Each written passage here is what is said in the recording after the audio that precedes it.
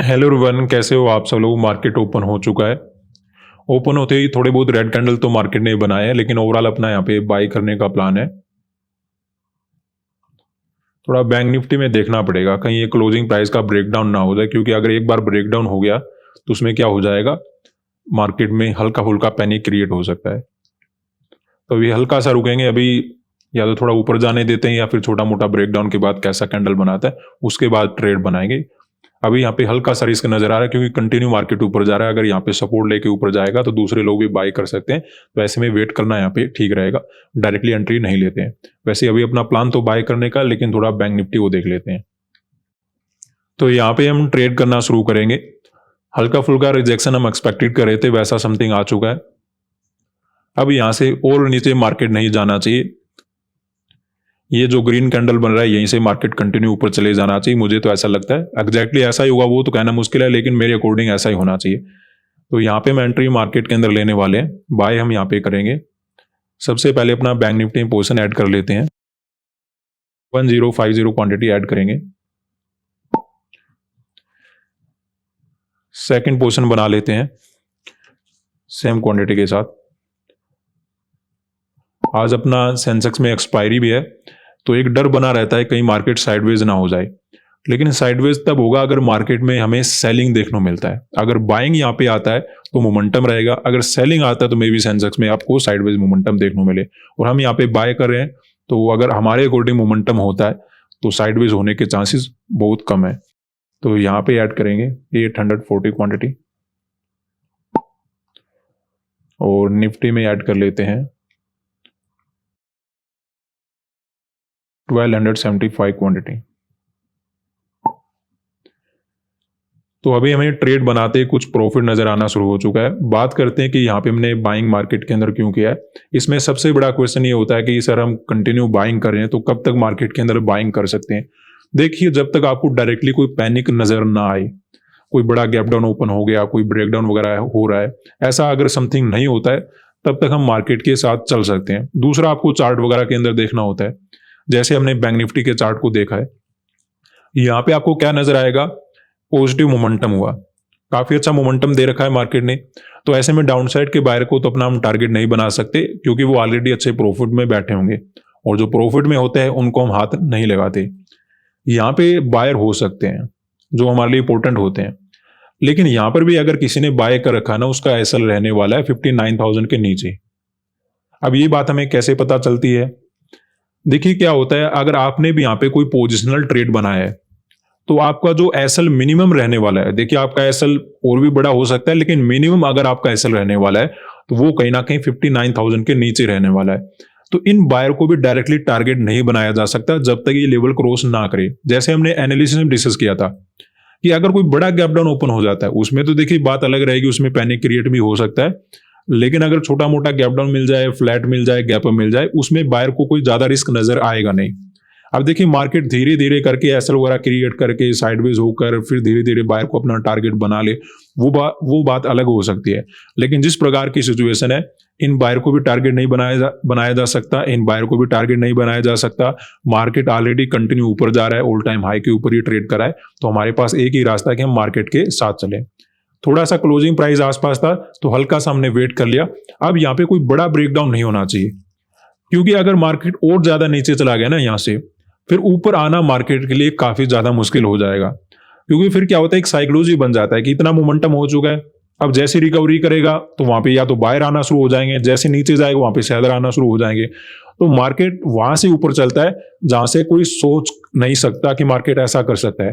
तो ये ना ही तो ज्यादा नीचे गया है यहाँ पे, ना ही तो अभी यहाँ पे सेलर एक्टिवेट हुए हैं ज्यादा, ना ही यहाँ पे बायर एक्टिवेट हुए हैं। यही मौका है मार्केट में एक डायरेक्शन पकड़ने का। वो जल्दी से अगर ऊपर का पकड़ लेगा तो हमारे लिए बेटर है, अगर नीचे चला जाए तो ये साइडवेज होकर अपने आप को क्लोज करके चला जाएगा। डायरेक्टली कोई बड़ा गिरावट अभी तक तो नजर नहीं आ रहा। ऐसा ही हमें सेंसेक्स वगैरह के अंदर देखने को मिला। नीचे के बायर को अपना टारगेट हम बना नहीं सकते, यहाँ पे बायर हो सकते हैं, लेकिन जब तक 85,000 का लेवल क्रॉस नहीं होता, इन बायर को हम टारगेट नहीं बनाएंगे। कैसे पता चलता है?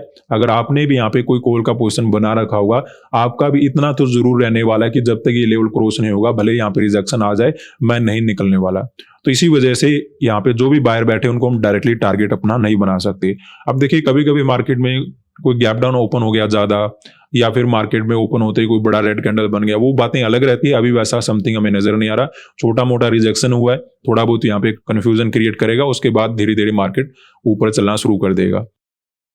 ऐसा हमें निफ्टी वगैरह के अंदर नजर आ रहा है। ये एक दो कैंडल इसलिए रेड बना देता है, जो डायरेक्टली बाय करना चाहते हैं उनकी थोड़ी बहुत साइकोलॉजी वगैरह चेंज कर पाए। अब देखिए वो क्या करेंगे, जिसको बाय करना था। देखिए, हमने तो थोड़ा सा रिस्क लेके पहले काम करना शुरू कर दिया। मान लेते हैं किसी को बाय करना था, शुरुआत में रेड कैंडल बन गया, अब वो क्या करेगा, यहाँ पे ब्रेकआउट का वेट करेगा। जैसे ब्रेकआउट के ऊपर ट्रेड बनाएगा, फिर एक रिजेक्शन में उसको निकाल देगा मार्केट, फिर दोबारा से मोमेंटम करके निकल जाएगा। तो इस तरीके से काम कर लेगा मार्केट। तो धीरे धीरे मार्केट ओवरऑल ऊपर चले जाना चाहिए। ऐसे में मार्केट के अंदर निफ्टी में देखें तो यहाँ पर भी बायर ऑलरेडी अच्छे प्रॉफिट में बैठे हैं, यहाँ पर भी बायर हो सकते हैं, लेकिन जब तक 26,000 का लेवल क्रॉस नहीं होता, इनको डायरेक्टली टारगेट करने का प्लान नहीं बनाया जा सकता। मार्केट कंटिन्यू ऊपर जा रहा है, तो अगर रिस्क लेना है तो हम बाइंग में ही लेंगे। तो जिस प्रकार की सिचुएशन बनी है, छोटा मोटा रिजेक्शन है, बड़ा रिजेक्शन है नहीं। हालांकि देखिए, कल भी रिजेक्शन आया था, बैंक निफ्टी में आपको नजर आया होगा, कल ठीक ठाक रिजेक्शन हो गया था, लेकिन रिकवरी देखिए कितना हुआ मार्केट के अंदर। तो ओवरऑल बाइंग में बेनिफिट है as compared to selling. All time high के आसपास डायरेक्टली हम सेलिंग नहीं कर सकते। जैसे हमने कल ब्रेकआउट के बाद जो फेलियर में कन्वर्ट हुआ था, उसको भी इग्नोर किया, हमने बाय का ही प्लान बनाया, क्योंकि छोटे मोटे ब्रेकआउट का फेलियर होना छोटी सी बात होती है मार्केट के लिए। तो अभी तो हमें मार्केट डायरेक्टली ऊपर जाता हुआ नजर आ रहा है, आसपास बायर भी अवेलेबल नहीं है। तो यहाँ पे हम बेवजह सेलिंग क्यों करें? मार्केट ऊपर जा रहा है, मार्केट के साथ ही चलेंगे, जब तक बढ़ रहा है बढ़ने देते हैं।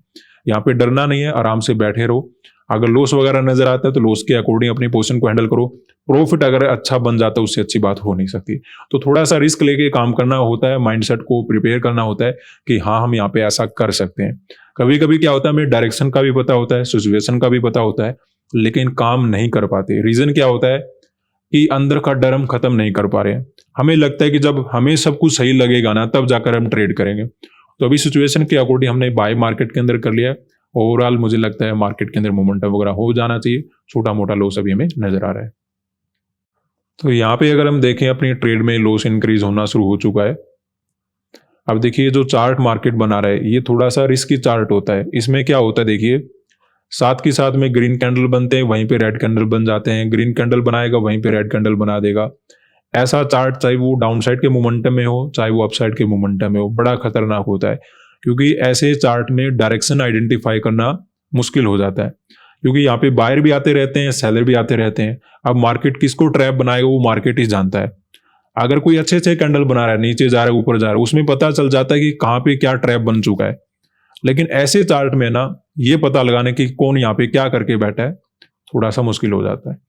तो देखते हैं, अभी तो ऐसा ही लग रहा है कि जो डायरेक्टली बाय वगैरह करने के लिए आ रहे हैं, उनकी साइकोलॉजी वगैरह को चेंज करने के लिए मार्केट रिजेक्शन वगैरह देने की कोशिश कर रहा है। लेकिन ये चार्ट मुझे बड़ा खतरनाक लगता है कि ग्रीन कैंडल भी वहीं बन रहे हैं, वहीं पे रेड कैंडल बन रहे हैं। तो उसमें क्या होता है, रेड कैंडल बनते ही सेलर एक्टिवेट हो जाता है, ग्रीन कैंडल बनते ही बायर एक्टिवेट हो जाता है। जिसे ट्रेड करना है, जो चार्ट को देख रहा है, कि जिसे लगता है क्या करना चाहिए, सेल करना चाहिए, रेड कैंडल बन गया, वो करेगा कि इस कैंडल से निकल जाएगा मार्केट, वो सेल करना शुरू कर देगा। किसी को लगता है बाय करना चाहिए, वो ग्रीन कैंडल में बाय करना शुरू कर देगा। उससे समस्या बड़ी हो जाती है। जब अच्छे अच्छे मोमेंटम होते हैं ना, इस प्रकार के मोमेंटम होते हैं, इस प्रकार के मोमेंटम होते हैं, तो वहां पे ट्रैप को समझना, डायरेक्शन को समझना आसान होता है। खैर, अब हम क्या कर सकते हैं, ऐसा तो नहीं कि ये ट्रेड कट करके चले जाए। मुझे सेलिंग में भी मार्केट जाता हुआ नजर नहीं आ रहा, बाइंग में तो जा भी नहीं रहा है। तो ऐसे में हम वेट ही करने वाले हैं, जो ट्रेड चल रहा है उसको ही अच्छे से हैंडल करेंगे। अगर लिमिट के बाहर लॉस जाता है तो ट्रेड वगैरह कट करके चले जाएंगे। अदरवाइज मार्केट में अगर प्रॉफिट बन जाता है तो एक अच्छा टारगेट अचीव करने के अपना प्लान रहने वाला है। तो यहाँ पे अपने ट्रेड में कुछ प्रॉफिट में तो आना शुरू हुए हैं।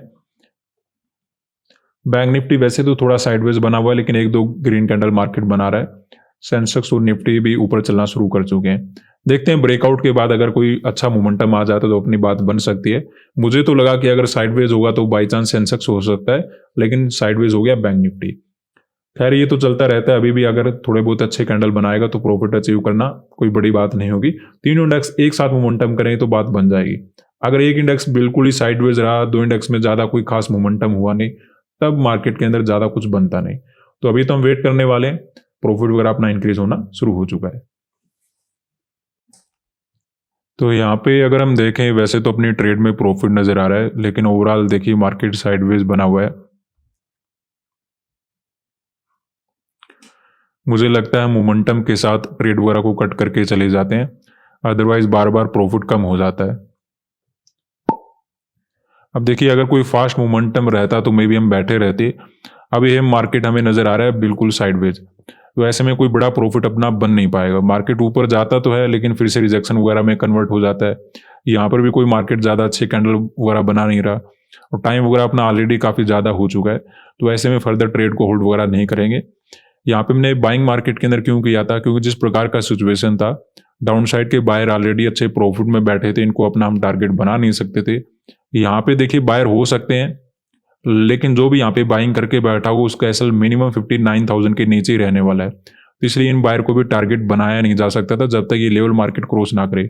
हमें हल्का फुल्का गैप भी देखने को मिला था, थोड़ा बहुत रिजेक्शन आने के बाद हमने एंट्री लेना शुरू कर दिया था। ऐसे ही हमने सेंसेक्स और निफ्टी के अंदर देखा था कि डाउन साइड के बायर को अपना हम टारगेट बना नहीं सकते, क्योंकि यहाँ पे जो भी बाइंग वगैरह करके बैठे उनका एसएल मिनिमम 26,000 के नीचे रहने वाला है। डाउन साइड के बायर ऑलरेडी अच्छे प्रॉफिट बैठे हैं, धीरे धीरे करके मार्केट क्या करने की कोशिश कर रहा है, ऊपर ही जा रहा है। तो ऐसे में already bank Nifty all time high को क्रॉस कर चुका है, बैंक निफ्टी भी ऊपर जा रहा है, सेंसेक्स भी ऊपर जा रहा है, तो हम यहाँ पे बाइंग करना ही पसंद कर रहे थे, उसके अकॉर्डिंग हमने बाइंग किया।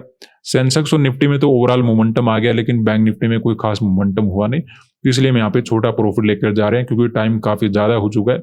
ऑप्शन सेलिंग में तो ऐसी सिचुएशन में बैठा रह सकते हैं, लेकिन ऑप्शन बाइंग में ऐसा काम नहीं किया जा सकता, तो ट्रेड को यहाँ पे हमें कट करके जाना पड़ा। आज के लिए इतना ही, धन्यवाद।